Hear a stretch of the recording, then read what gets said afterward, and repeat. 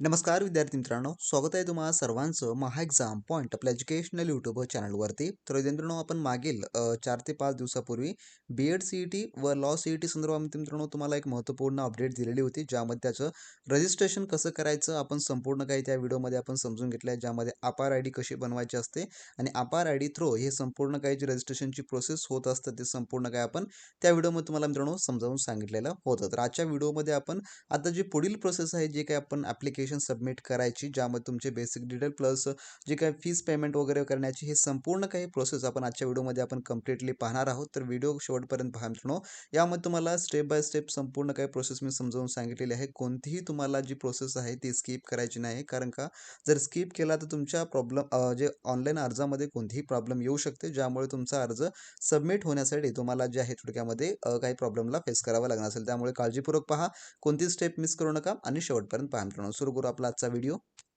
Start करण्या अगोदर मित्रांनो, जे विद्यार्थी बी-एड सी-ई-टीसाठी अर्ज करत आहेत किंवा लॉ सी-ई-टीसाठी अर्ज करत आहेत, तर बी-एड सी-ई-टीच्या विद्यार्थ्यांसाठी आपण स्पेशली मित्रांनो लाईव्ह प्लस रेकॉर्डेड स्वरूपाची एक बॅच आपण मित्रांनो रिलीज केलेली आहे, ज्यामध्ये तुम्हाला परिपूर्ण बी-एड सी-ई-टीचं आपण त्यामध्ये मार्गदर्शन करणार आहोत. ज्यात तुम्हाला संपूर्ण काही लाईव्ह लेक्चर त्यासोबतच रेकॉर्डेड लेक्चर मित्रांनो त्या ठिकाणी तुम्हाला जे आहे ते पाहायला मिळणार असतील, ज्यामध्ये तुम्हाला fully syllabus based online test series, जे की तुमची येणारी सी-ई-टी एक्झाम देखील मित्रांनो ऑनलाईनच असणारी आहे. आणि मित्रांनो, ज्या ऑनलाईन एक्झामचा तुम्हाला खरा अनुभव मित्रांनो या ठिकाणी तुम्हाला घेता येणार असेल, ज्यामध्ये तुम्हाला संपूर्ण काही परीक्षा पेपर पॅटर्ननुसारची संभव टेस्ट सिरीज, सर्व विषयाचे आपण या ठिकाणी पेपर विश्लेषण, त्यासोबतच कमी वेळेमध्ये संपूर्ण तयारीसाठी मित्रांनो तुम्हाला हे एकमेव मित्रांनो क्रॅश कोर्स बॅच असणार आहे. कारण का तुमची ही एक्झाम जी आहे मित्रांनो, जी की एप्रिल महिन्यामध्येच होणारी आहे, त्यामुळे आपण या बॅचमध्ये तुम्हाला संपूर्ण काही मित्रांनो सविस्तर काही अभ्यास पद्धती यामध्ये समजून सांगणार आहोत. त्यामध्येच तुम्हाला सर्व काही ई-बुक देखील यामध्ये तुम्हाला उपलब्ध करून देणार आहोत, ज्यामध्ये तुम्हाला कोणत्याही मार्केटमधलं महागडं बुक्स देखील घेण्याची अजिबात गरज पडणारी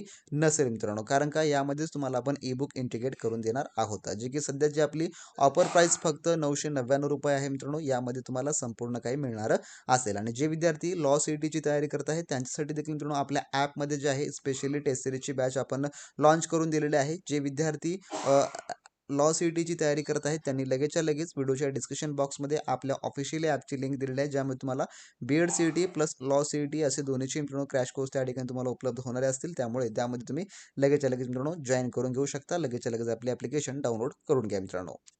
तुम्ही जे आहे आता यामध्ये लॉग इन झाल्यानंतर तुम्हाला जे आहे प्रथमतः अशा प्रकारे जे काही एक डॅशबोर्ड मिळणार असेल, आणि हा डॅशबोर्ड कधी मिळेल, जेव्हा तुम्ही जे आहे त्या ठिकाणी रजिस्ट्रेशनची संपूर्ण प्रोसेस तुम्ही त्या ठिकाणी जी की कंप्लीट केल्यानंतर. तर मित्रांनो, या ठिकाणी जे आहे तुम्हाला आता कंप्लीट केल्यानंतर या ठिकाणी तुम्ही पाहू शकता, जे काही तुमच्यासमोर सी-ई-टी रजिस्ट्रेशनचा हा टॅब तुम्हाला दिसत असेल, तुम्हाला त्यावर जे आहे ते क्लिक करायचं आहे. त्यावर तुम्ही क्लिक केल्यानंतर तुमच्यासमोर अशा प्रकारे एक पॉपअप ओपन होईल, ज्यामध्ये तुम्हाला तुमच्या सुटेबिलिटीनुसार जर तुम्हाला पी-जीसाठी ॲडमिशन सी-ई-टीसाठी करायचं आहे, ज्यामध्ये एम-एच-एम-टी सी-ई-टी आहे, या ठिकाणी एम-सी-ए सी-ई-टी आहे, त्यासोबतच अंडर ग्रॅज्युएटमध्ये तुम्ही खाली जर पाहिलं यू-जीमध्ये यामध्ये पाहिलं तर तुम्हाला जे काही महा बी-एड सी-ई-टी, जे की जनरल अँड स्पेशल, ज्याला आपण बी-एड ई-एल-सी-टी असं देखील म्हणतो, यासाठी, आणि जे काही आपलं एल-एल-बीचं आहे महा एल-एल-बी 3 इयर आणि 5 इयरचं, ते यामध्ये तुम्हाला जे की पाहायला मिळणार असेल. तर एम-ए-एल-बी या ठिकाणी फक्त 3 इयरच आहे, या ठिकाणी तुम्ही पाहू शकता. त्यानंतर जे काय तर पी-जीचं, पण आपण या व्हिडिओमध्ये काय पाहणार आहोत,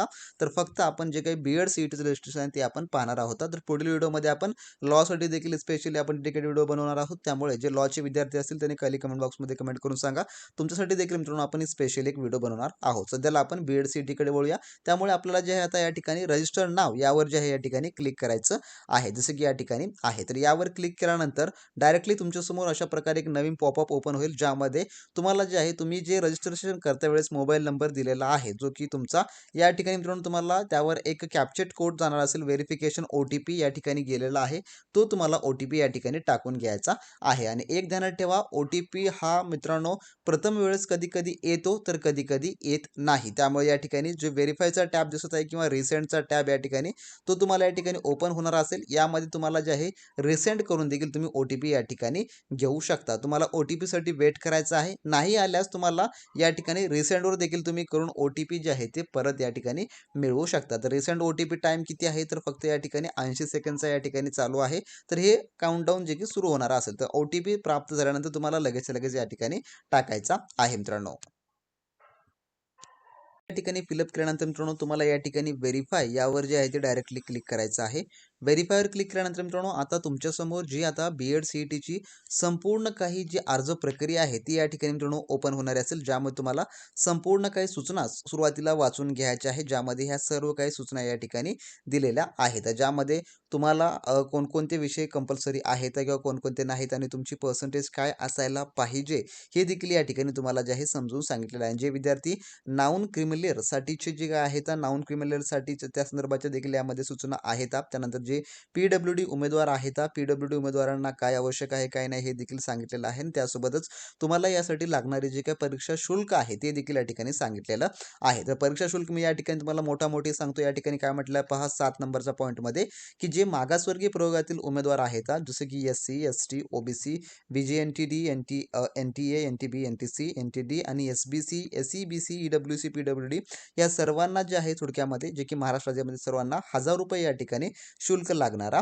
आहे. आणि जे काही आता जे काही खुला प्रवर्ग या ठिकाणचा आहे, जे काही या ठिकाणी महाराष्ट्र राज्य व महाराष्ट्र बाहेरील उमेदवार जे काही OMS तर यांना जे आहे ₹1300 या ठिकाणी जो काही शुल्क लागणारा आहे. तर हे या ठिकाणी तुम्ही लक्षात ठेवून घ्या. आणि जे काही सर्व अनाथ आणि जे काही ट्रान्सजेंडर उमेदवार आहेत यांच्याकडून देखील ₹1000 शुल्क जे आहे जो की आकारला जाणारा आहे. तर हा शुल्क या ठिकाणी मी सांगितलेला आहे. तर बाकी तुम्हाला नियम या ठिकाणी काळजीपूर्वक वाचून घ्यायचे आहेत. आणि जे नाऊन क्रिमिलेअरचा वगैरे काही सूचना आहेत तर ती देखील तुम्हाला या ठिकाणी पाहून घ्यायचं आहे. नाऊन क्रिमिलेअर संदर्भात या ठिकाणी पाहून घ्या महत्त्वपूर्ण मुद्दा की हे 31 मार्च 2027 पर्यंत वैध असणे आवश्यक आहे. जे काही तुमचं NCL आहे ते 31 मार्च 2027 पर्यंत वैध असणं आवश्यक आहे. तर मी हे या ठिकाणी तुम्हाला क्लेरिफिकेशन देऊन टाकून दिलेलं आहे. जर तुम्हाला अजूनही काही शंका वगैरे वाटत असेल तर तुम्ही मला मित्रांनो खाली कमेंट बॉक्समध्ये कमेंट करून सांगू शकता. मी हे तुम्हाला त्यामध्ये देखील संपूर्ण काही माहिती देऊन टाकून देईल. आता या ठिकाणी परत काय करायचं आहे तुम्हाला समोर जे आहे मित्रांनो या ठिकाणी जो टिक मार्क आपल्याला दिसत आहे आय एग्रीचा त्यावर तुम्हाला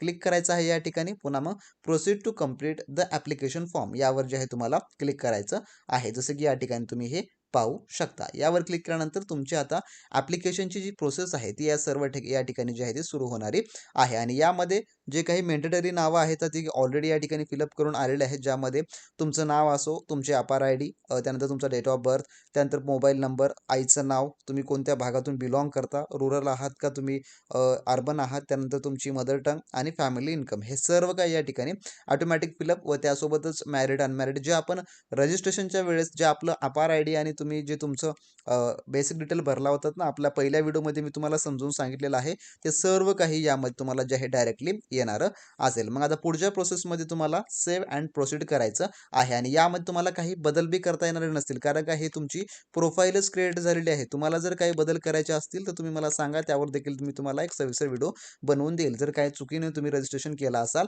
तर यामध्ये तुम्हाला परत सेव्ह अँड प्रोसीडवर क्लिक करायचं आहे. त्यानंतर तुमचा पुढचा टप्पा ओपन होईल ज्यामध्ये तुमचं ॲड्रेस वगैरे हे सर्व काही असणार आहे. तर यामध्ये देखील आपल्याला कसल्याही प्रकारचा बदल करता येत नाही. त्यानंतर परत तुम्हाला सेव्ह अँड प्रोसीडवर या ठिकाणी क्लिक करायचं आहे. त्यानंतर पुढचं जे आहे आता पुढचा प्रोसेस आपल्याला जे की या ठिकाणी डिसेबिलिटीची जी आपण इन्फॉर्मेशन दिली होती तर ती या ठिकाणी आणि यामध्ये एक ऑप्शन आपल्याला ओपन होत आहे फक्त जे की ज्यामध्ये आपण ऑर्फन ॲबिलिटीबद्दल संदर्भात विचारत आहे. म्हणजे की तुम्ही अनाथ आहात का असा प्रश्न आहे. तर या ठिकाणी येस किंवा नो तुमच्या सुटेबिलिटीनं तुम्ही या ठिकाणी भरू शकता. त्यानंतर कॅटेगरी इन्फॉर्मेशन आपण सुरुवातीला टाकलं होतं जे काही डेमोशेलचं वगैरे ते आहे. त्यानंतर सेकंड आपलं आहे कॅटेगरी. जी कॅटेगरी तुमची आहे ती या ठिकाणी तुम्हाला निवडायची आहे. आणि कॅटेगरीमध्ये तुम्हाला सबकास्ट देखील या ठिकाणी संपूर्ण काही निवडून घ्यायची आहे. तर मी ह्या कॅन्डिडेटची जी सबकास्ट आहे ती मी या ठिकाणी तुम्हाला सिलेक्ट करून सांगणार असेल तर सिलेक्ट या ठिकाणी केलेलं आहे. त्यानंतर तुमच्याकडे जात प्रमाणपत्र आहे का असेल तर या ठिकाणी येस करा.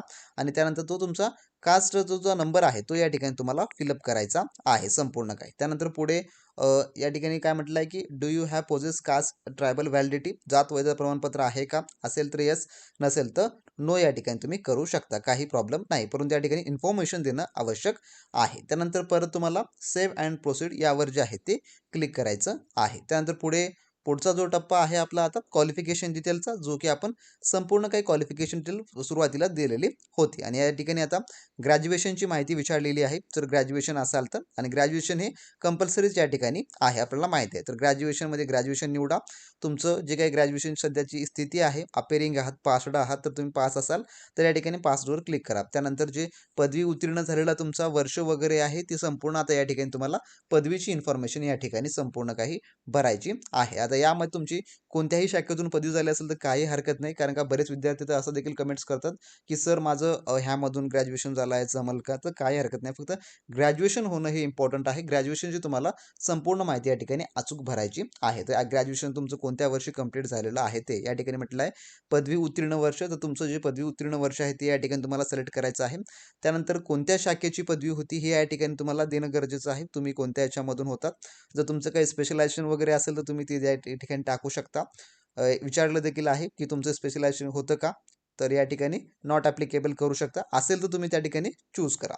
त्यानंतर जे काही तुमचं जे काही पदवीचं जे मार्क सिस्टम होतं, जे गुणप्रकार तो कोणता होता? पर्सेंटेज होता का सी-जी-पी-ए? तर पर्सेंटेज असेल तर पर्सेंटेज, सी-जी-पी-ए असेल तर सी-जी-पी करू शकता. त्यानंतर जे काही पदवी प्राप्त गुण आहे तुमचे ह्या ठिकाणी टाकायचं आहे, जे तुम्हाला प्राप्त झालेले गुण आहेत. तर प्राप्त झालेले जे तुमचे गुण आहेत ते तुम्ही या ठिकाणी सांगू शकता आणि जे मॅक्सिमम गुण आहेत ते या ठिकाणी तुम्ही टाकू शकता. त्यानंतर तुम्हाला या ठिकाणी तुमची पर्सेंटेज जी आहे ती ऑटोमॅटिकली जे काही कॅल्क्युलेट होऊन येणारी असेल तुमच्या समोर. त्यानंतर तुम्हाला जो क्लास तुमच्या पर्सेंटेजनुसार जो तुमचा क्लास आलेला आहे तो या ठिकाणी चूज करायचा आहे. कोणता क्लास होता तुमची पर्सेंटेजमध्ये हे संपूर्ण काही तुमच्या मार्कशीटवर किंवा तुमच्या कॉलेजकडून तुम्हाला जे प्रमाणित करण्यात आलेलं सर्टिफिकेट आहे त्यावर देखील तुम्हाला हे सर्व पाहायला मिळणार असेल. त्यानंतर तुमची युनिव्हर्सिटी कोणती होती किंवा कोणत्या स्टेटची होती ती या ठिकाणी तुम्हाला सिलेक्ट करायचं आहे.